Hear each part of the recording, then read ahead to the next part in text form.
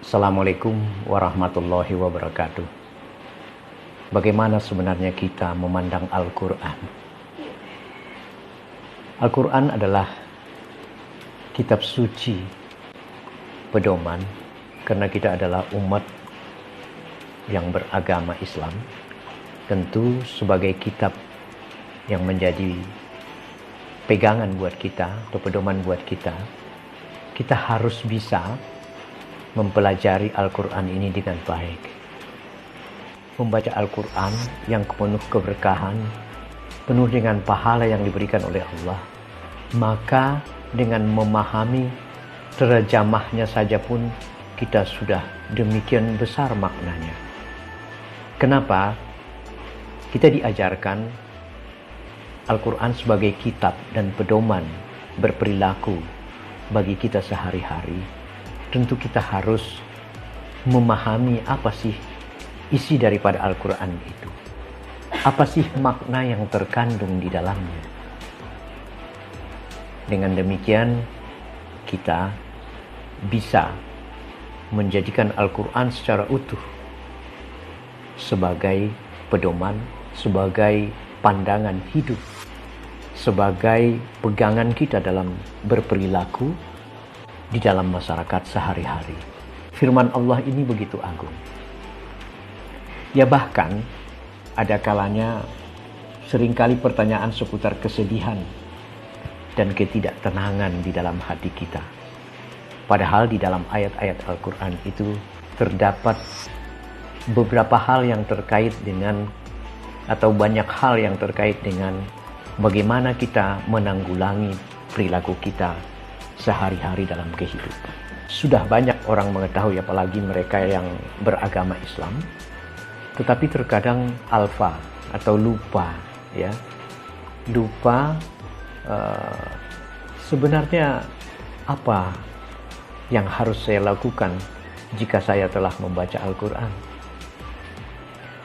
Hal-hal pertanyaan seperti ini tidak hanya orang-orang yang tidak berilmu, ya, orang yang berilmu pun tentu bertanya, karena mereka tidak mendekati Al-Quran dengan baik.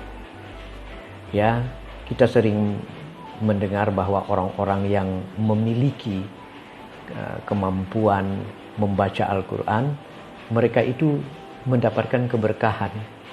Jangankan tafsirnya, ya, terjemahnya saja pun sudah mengajari kita untuk kita bisa berperilaku yang baik sehari-hari. Karena Al-Quran itu adalah pegangan setiap aspek budaya diatur di dalam Al-Quran. Aspek politik, aspek manajemen, aspek psikologi, aspek apa saja yang terkait dengan kehidupan kita, aspek sosial lainnya. Jadi amatlah bijak apabila kita membaca Al-Quran itu setiap hari, sekaligus membaca tarjamahnya, membaca tafsirnya jika memang bisa. Dan tentu ada beberapa hal yang terkait di dalam Al-Quran itu, jika kita membaca tafsirnya, maka banyak pengetahuan dari mana asal daripada sebuah ayat. Tentu ada latar belakang turunnya ayat itu. Misalnya, Iqra, bacalah. Maka kita membaca itu, kalau kita tidak terjemahkan secara baik dan secara tafsir, kita hanya bisa membaca. Padahal membaca Al-Quran di sini adalah memahami segala aspek yang ada. Ya, jadi bacalah Al-Quran, ya, perbanyaklah memahami Al-Quran, niscaya kamu akan mendapatkan berbagai hal yang memungkinkan untuk mengatur jalan, menuntun jalan hidup kamu dari yang tadinya tidak memiliki cahaya atau dari kegelapan kepada terang benderang. Suasana terang benderang itu tentunya kita akan mendapatkan banyak hal. Nah, itulah tentunya yang menjadi salah satu pegangan kita. Kenapa kita disuruh atau dianjurkan atau diminta, bahkan diwajibkan untuk membaca Al-Quran itu. Kita bisa mengutip Quran surat Sad, surah 38 ayat 29-nya. Ini sangat baik untuk kita fahami bahwa Allah berfirman, Bismillahirrahmanirrahim. Ini adalah sebuah kitab yang kami turunkan kepadamu, penuh dengan berkah, supaya mereka mentadaburi. Mentadaburi maksudnya memperhatikan baik-baik, mengkaji ya ayat-ayatnya, dan supaya mendapat pelajaran bagi orang-orang yang mempunyai pikiran. Al-Quran saya bagus sekali, saya akan pajang di dalam lemari. Saya akan pajang di tempat-tempat tamu. Hanya untuk menunjukkan bahwa kami adalah orang-orang yang memperhatikan Al-Quran. Tidak seperti itu. Al-Quran itu harus kita baca. Harus kita fahami. Sesekali kita mentadaburinya. Harus kita pergi ke sekolah-sekolah Islam. Ya, harus kita pergi ke tempat kajian-kajian ilmu yang di sana diperdengarkan kepada kita makna-makna Al-Quran, pengertian-pengertian Al-Quran secara luas. Jangan memperbincangkan agama Allah ini kita enggan. Loh, mengatakan saya adalah Islam tetapi enggan mempencarakan soal Islam, ini sesuatu hal yang aneh tentunya bagi kita. Oleh karena itu, mulai dari sekarang kita harus menyikapi hal-hal apa yang kata Allah dan Rasul-Nya kepada kita, sehingga kita memiliki keinginan yang besar untuk mempelajari agama itu melalui Al-Quran dan hadis tentunya. Dalam Al-Quran ini terdapat kebaikan dan ilmu sangat banyak. Ya, apa yang dimaksud kebaikan di sini ya? Kalau secara tarjamah kita merasakan kebaikan ini adalah aturan-aturan fikih-fikih atau hukum-hukum yang mengatur kita, berbicara pun kita diatur. Lalu kemudian apalagi setiap hukum yang diperlukan manusia dan dalil yang tegas tentang segala yang diinginkan ada di dalam Al-Quran. Artinya semua hukum fikih yang mengatur kita mulai dari bangun sampai tidur kembali ada dalam Al-Quran. Tapi kita lupa apa kita untuk memahami hal-hal yang tersebut. Kita lupa.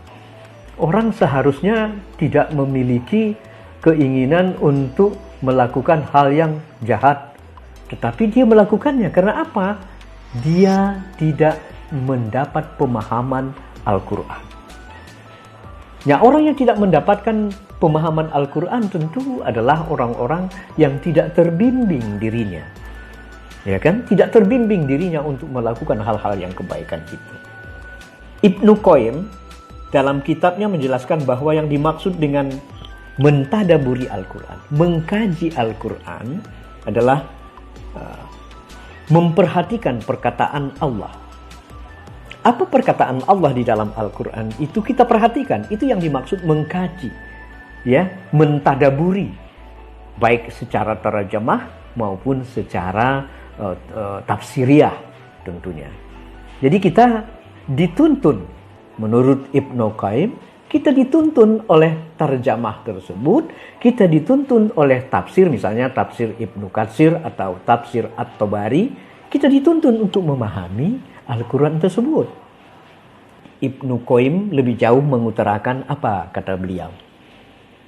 Jika engkau ingin mengambil manfaat dari Al-Quran, maka pusatkanlah hatimu ketika membacanya dan mendengarkannya.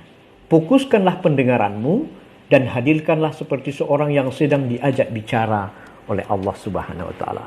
Kendati engkau tidak melihat Allah, tapi Dia hadir di dalam setiap gerak langkahmu.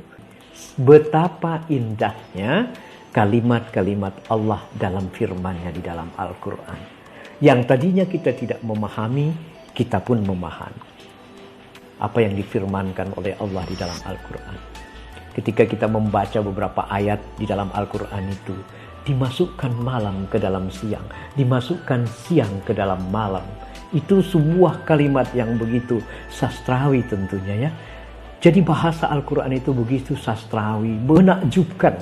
Begitu kata-katanya menyentuh batin kita jika kita merasakan, jika kita menghadirkan jiwa kita ketika kita dalam membaca Al-Quran. Saudaraku seiman, hendaknyalah kita mulai menyadari untuk memperbanyak membaca Al-Quran. Karena Al-Quran ini adalah firman Allah yang menjadi bagian daripada kehidupan kita. Seperti apa yang dikemukakan dalam surat Yunus ayat 51. Allah berfirman, "Hai manusia, sesungguhnya telah datang kepadamu pelajaran dari Rabb-mu dan penyembuh bagi penyakit-penyakit yang berada di dalam dada, dan petunjuk serta rahmat bagi orang-orang yang beriman." Jadi Al-Quran itu adalah petunjuk, adalah penyembuh. Orang yang jujur dan ikhlas, itulah makna daripada penawar obat. Jadi kalau penawar daripada hati yang gelisah, yang akan menjadi penyakit bagi manusia itu, sebagaimana di dalam Al-Quran disebutkan, itulah sebenarnya yang akan meluruskan jiwa kita. Dia pula lah yang akan membawa kita ke dalam surga. Siapa yang tidak mau masuk surga? Semua kita ingin masuk surga. Setiap hari kita berdosa. Setiap langkah kita penuh dengan dosa.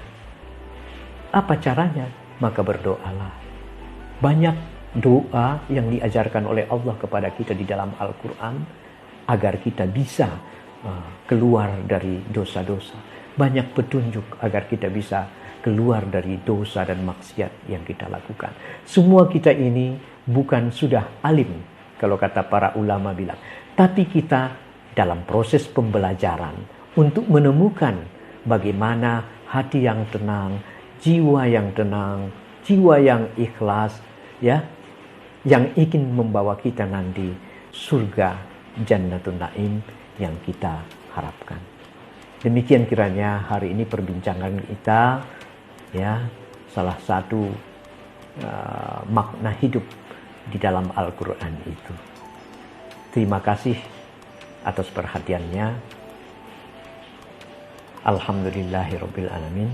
Assalamualaikum warahmatullahi wabarakatuh.